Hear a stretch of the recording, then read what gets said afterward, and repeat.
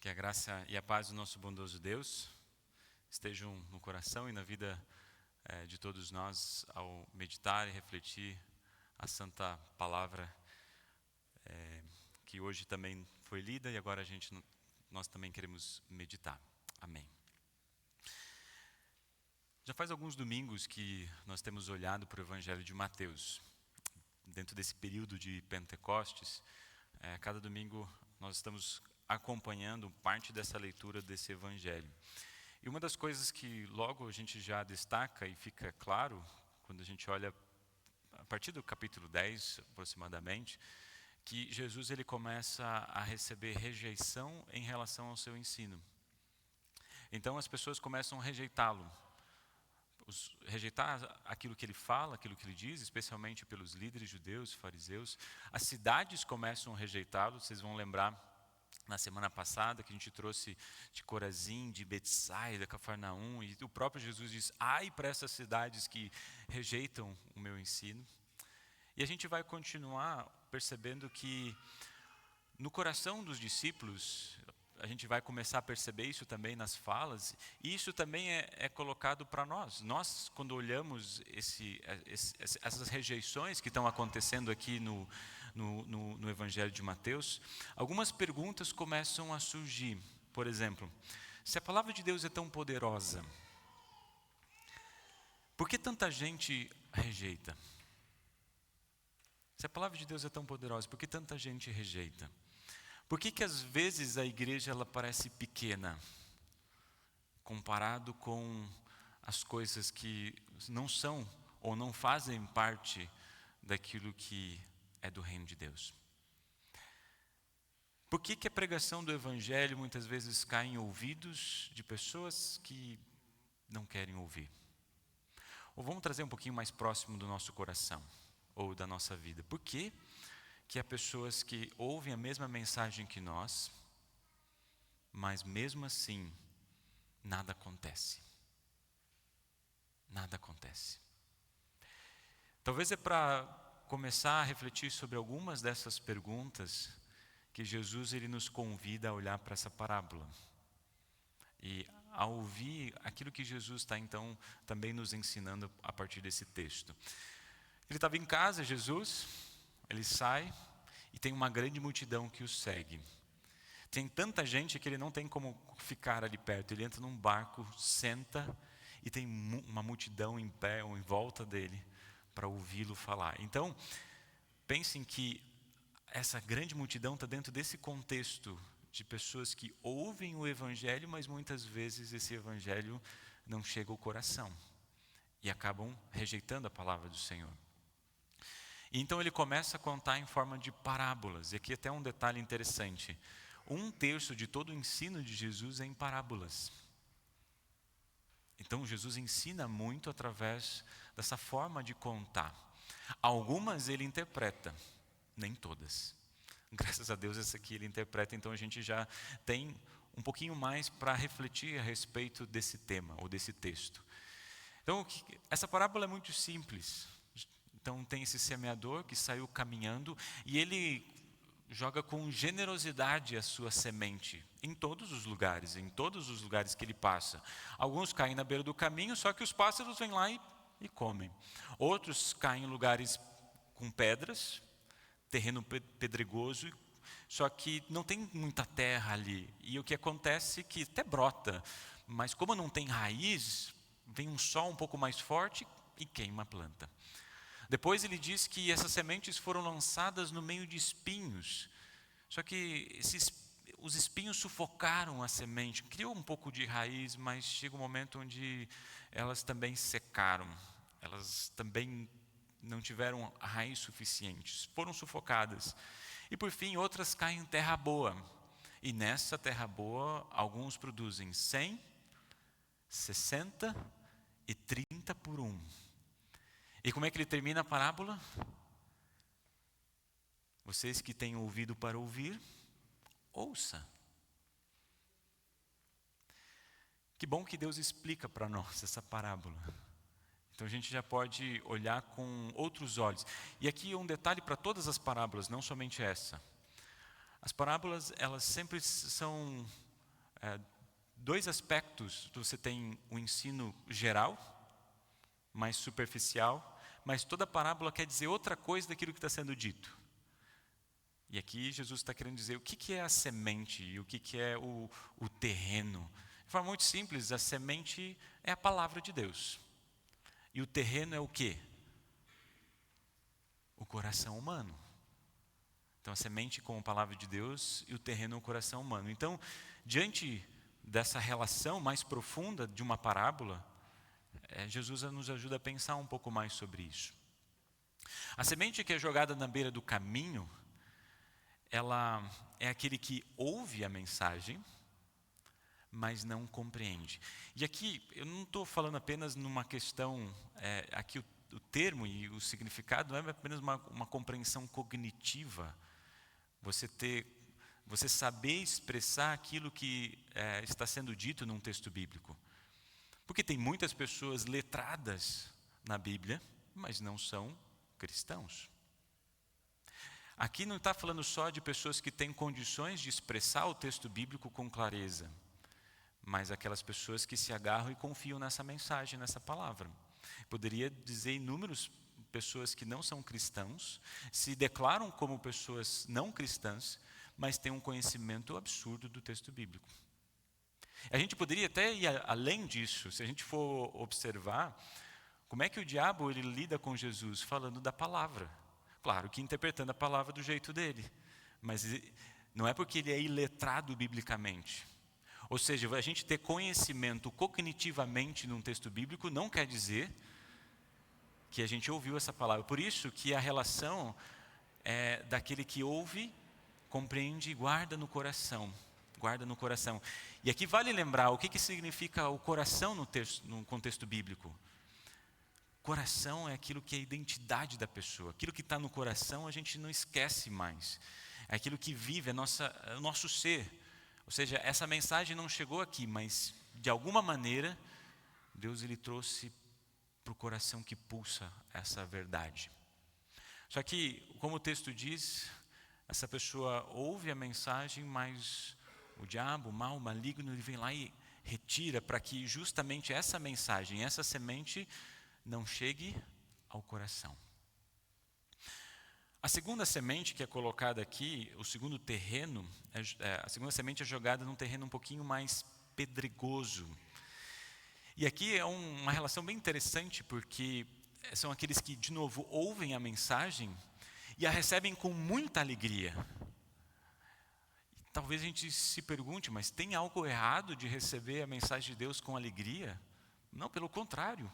Como é bom quando a gente pode ouvir a mensagem de Deus e se alegrar por causa dessa palavra e daquilo que Deus fez em nós. Só que qual que é a questão que Jesus traz para nós aqui?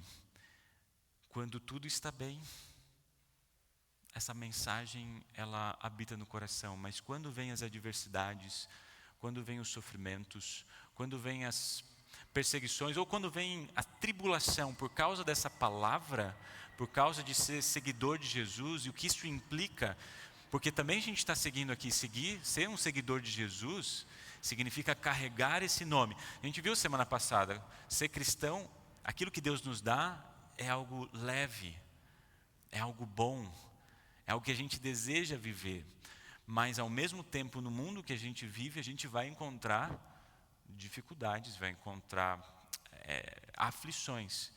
E às vezes, nesse momento, de novo, essa palavra, essa semente é retirada dos corações, e ali não há raiz, e muitas vezes ela não produz. Mas tem uma outra semente que cai nos espinhos. E aqui não está vinculado tanto a preocupações da vida, mas coisas que são colocadas no lugar de Deus. Normalmente coisas boas. A gente poderia até colocar como idolatrias. A gente, de uma certa forma, coloca coisas no lugar de que pertence ao Senhor somente. São coisas boas. Às vezes é família, às vezes é o trabalho, às vezes é a própria riqueza. E por isso que o próprio Jesus ele traz dois aspectos.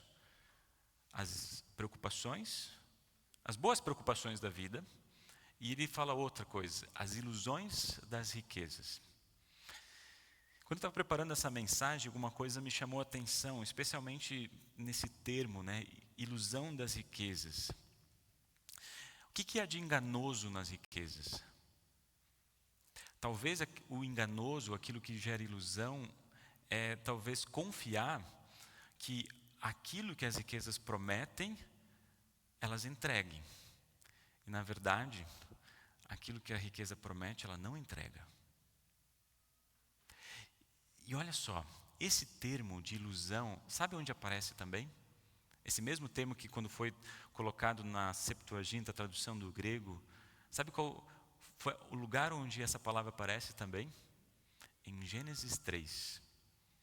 O que acontece lá? O que acontece lá é que, assim como a serpente prometeu entregar algo que não poderia dar, que é o conhecer o bem e o mal, ou seja, você ter condições de se colocar até mesmo no lugar de Deus, assim também as riquezas prometem plenitude, segurança, identidade, mas elas não conseguem cumprir isso. Por isso que é uma ilusão. A gente busca, corre atrás de coisas e, na verdade, essas preocupações ou ilusões acabam nos sufocando. E a gente pensa, se eu tivesse um pouquinho mais, ou se apenas eu conseguisse isso, então eu seria feliz, seria completo. Eu digo, na verdade, o texto bíblico diz, não confiem nessa mentira. É ilusão. É ilusão.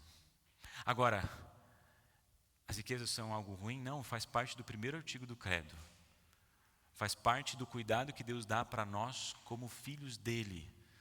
Casa, lá, a vida, enquanto aqui nós vivemos, Deus nos dá bens e até Ele frutifica isso de uma maneira abundante. Mas é confiar que é isso que vai nos dar o preencher aquilo que a gente mais anseia. O consolo, a segurança, a paz e a certeza da vida eterna. Se a gente confiar nisso, é ilusão, é mentira. Por isso, aí vem, agora quero fazer a relação com o Evangelho de Lucas, que conta essa mesma história.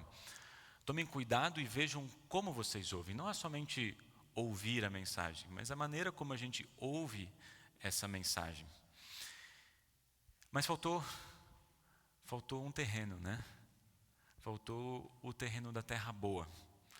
E é interessante aqui, né, que o terreno que recebe essa semente e frutifica, não chamou a atenção de vocês a generosidade dessa frutificação?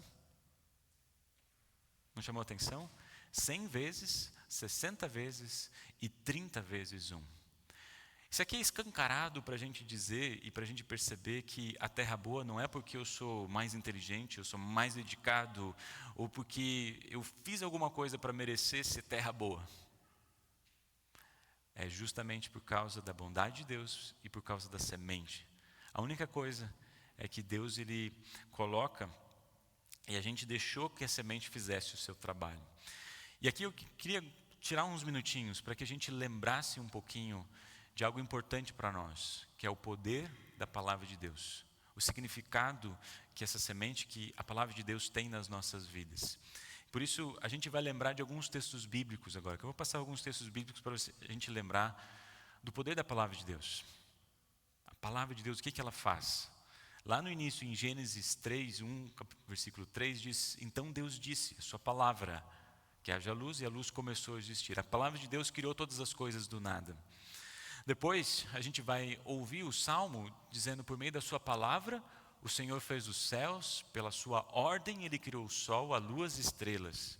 A palavra de Deus criou todas as coisas e aqui o salmista está reforçando isso.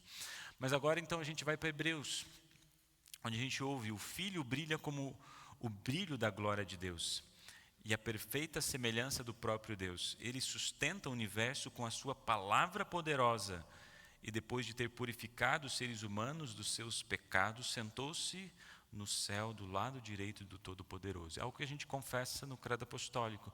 Jesus está sentado à direita de Deus Pai. E por causa dessa palavra que agora a gente sabe quem é, Ele criou todas as coisas. Mas continua, a gente pode ir continuar ali também em Hebreus, é pela fé que entendemos que o universo foi criado pela palavra de Deus. E aquilo que pode ser visto foi feito daquilo que não se vê. Enfim, a gente tem então justamente a palavra, lá no texto do Evangelho de João, capítulo 3, por meio da palavra, Deus fez todas as coisas e nada do que existe foi feito sem ela. Você consegue perceber o poder dessa palavra? Nós não temos isso, essa possibilidade da palavra criativa, da palavra criadora. O máximo a gente pode instruir ou pedir, faça isso, faça aquilo, mas do nada a gente não consegue, não tem condições de criar algo. Mas a palavra de Deus não, ela é diferente. Ela criou todas as coisas, criou o universo e tudo que existe. Agora a pergunta que a gente faz é: quem é essa palavra? Fica mais fácil quando a gente continua no capítulo 1 do Evangelho de João. A palavra se tornou um ser humano e morou entre nós, cheio de amor e verdade. E nós vimos a revelação da sua natureza divina, natureza que ele recebeu como Filho único do Pai. Mas essa palavra que mora entre nós agora fala conosco. De uma maneira muito clara, Hebreus nos diz, antigamente Deus falava por meio dos profetas. De muitas formas, mas nesses últimos tempos ele falou por meio do seu Filho.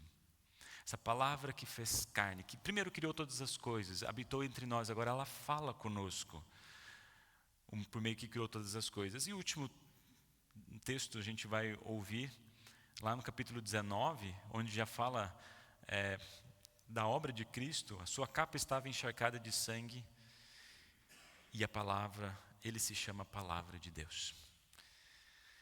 É por causa dessa palavra que você está aqui hoje, que criou todas as coisas e te criou, deu vida a vocês. É por causa dessa palavra que vocês estão aqui hoje, porque deu nova vida por meio do batismo, onde chamou vocês por meio da fé. É uma palavra que criou, que deu vida para vocês. E é uma palavra que chega a nós de diversas formas, diversas maneiras. Deus é tão bom que quis que ela tocasse todos os nossos sentidos.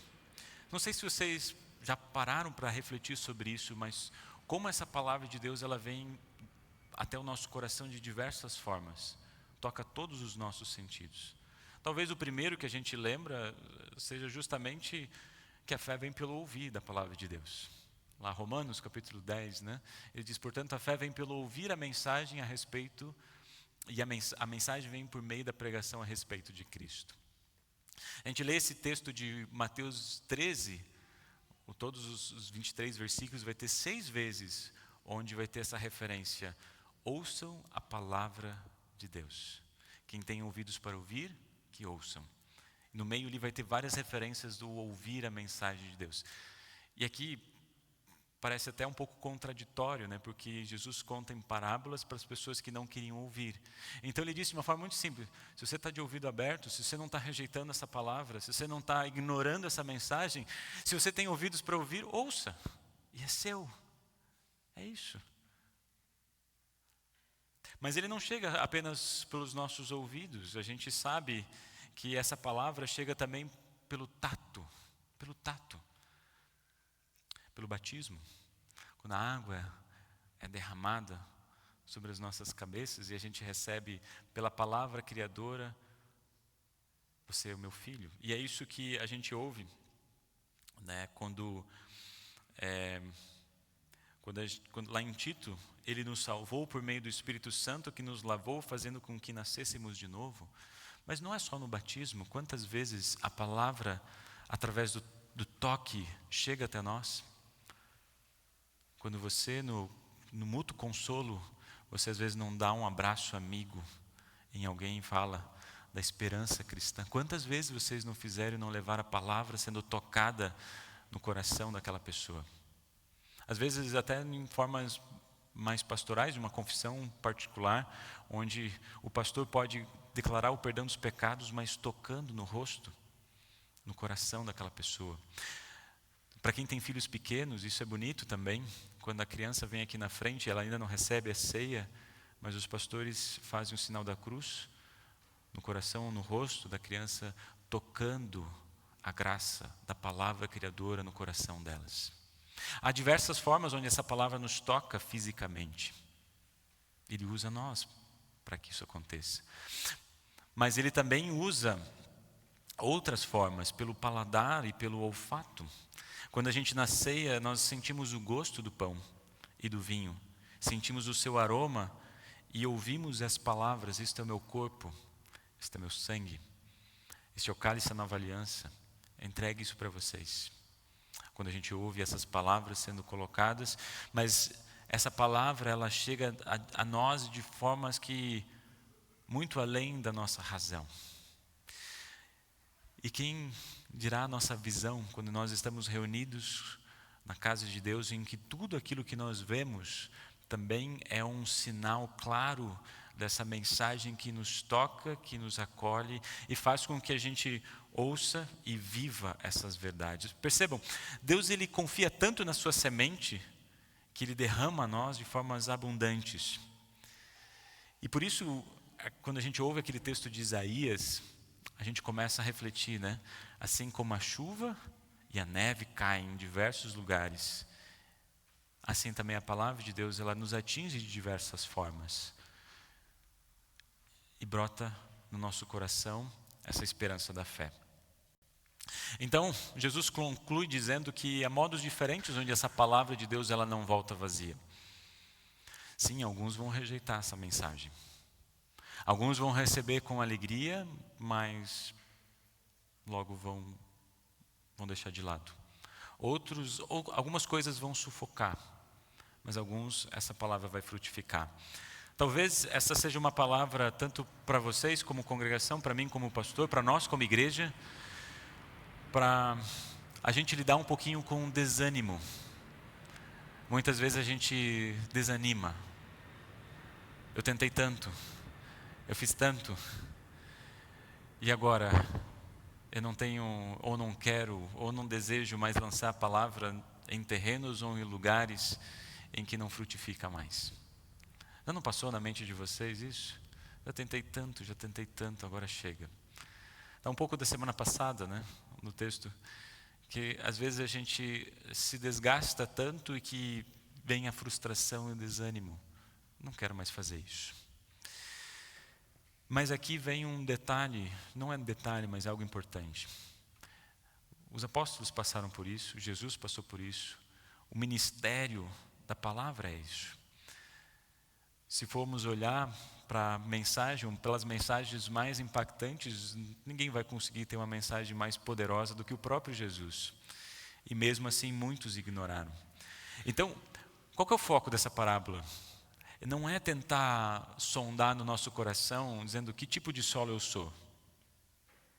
E nem tentar achar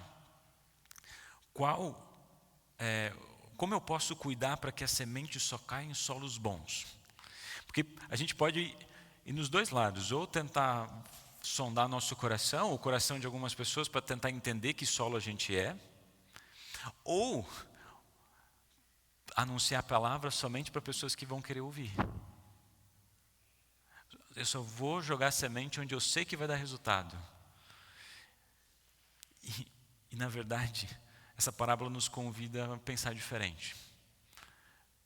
A olhar para fora, abrir a janela da nossa igreja, abrir as portas da nossa congregação, abrir as portas da nossa casa, a entrar no mundo que está em conflito, que quando a gente vai lançar essa semente, vamos encontrar dificuldades, vamos encontrar conflitos, vamos encontrar rejeição, vamos encontrar pessoas que se alegram, mas depois se afastam. A gente vai encontrar isso.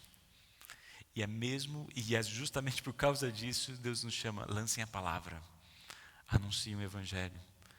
Não fiquem preocupados que solo você é e não tentem lançar somente onde vai dar resultado. Não é teu papel isso. Nosso papel é semear. E por isso, então, indo para o fim, a gente lembra do profeta Isaías. Perceberam, né? Essa profecia bonita. A minha palavra, quando anunciada, nunca voltará vazia.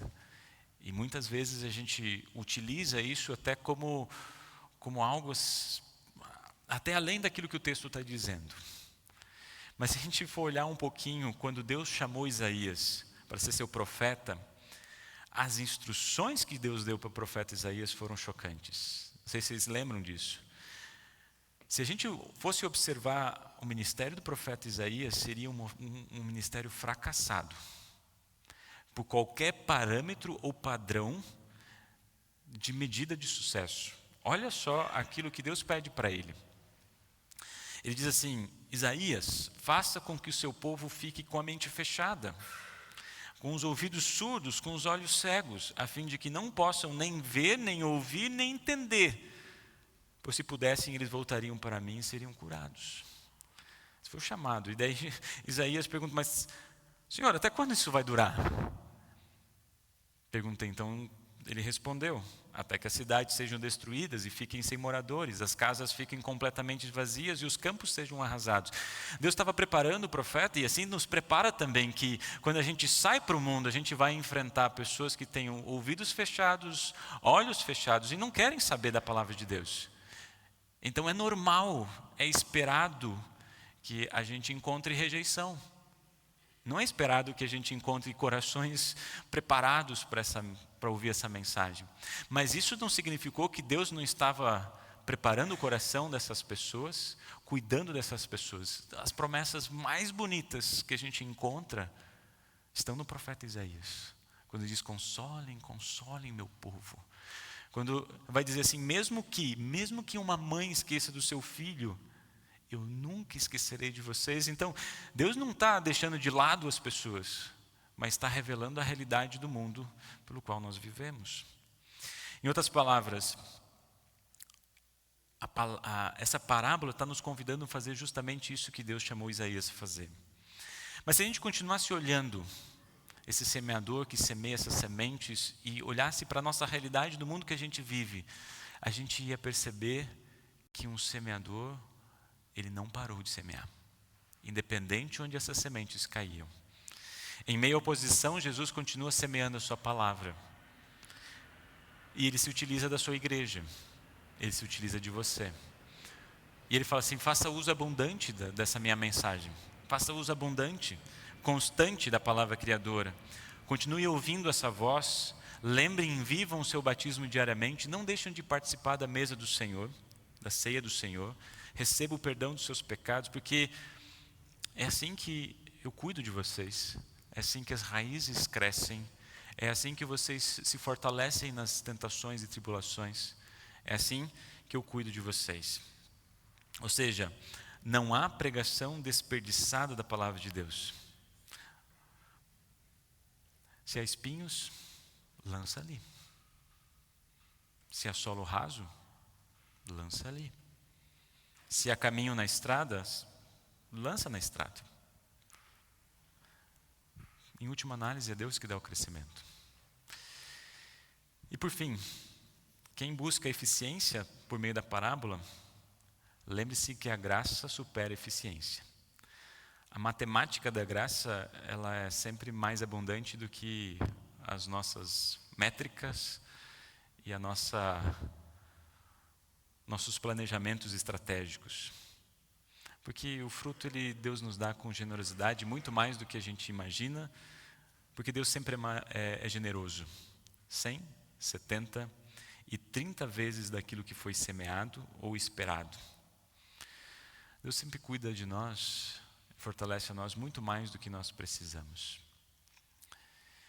A minha oração é que essa palavra continue semeando vida, porque é justamente isso que ela faz. Não é apenas uma pequena mensagem, não é apenas um pequeno livrete, não é apenas um pequeno abraço, não é apenas uma preocupação. As multiformas de Deus usar você para levar um amparo para pessoas que você conhece, para pessoas que você não conhece, são infinitas. Mas todas as vezes que, do mais simples ao comunitário, individual ou comunitário que a gente possa fazer, a gente sempre está semeando vida. Vida. A gente sempre está semeando a realidade da vida. Então, que a palavra do bondoso Deus preencha o coração de vocês de esperança, encoraje vocês nessa caminhada. A palavra criadora de Deus, ela nunca volta vazia. Amém. Vamos ficar em pé?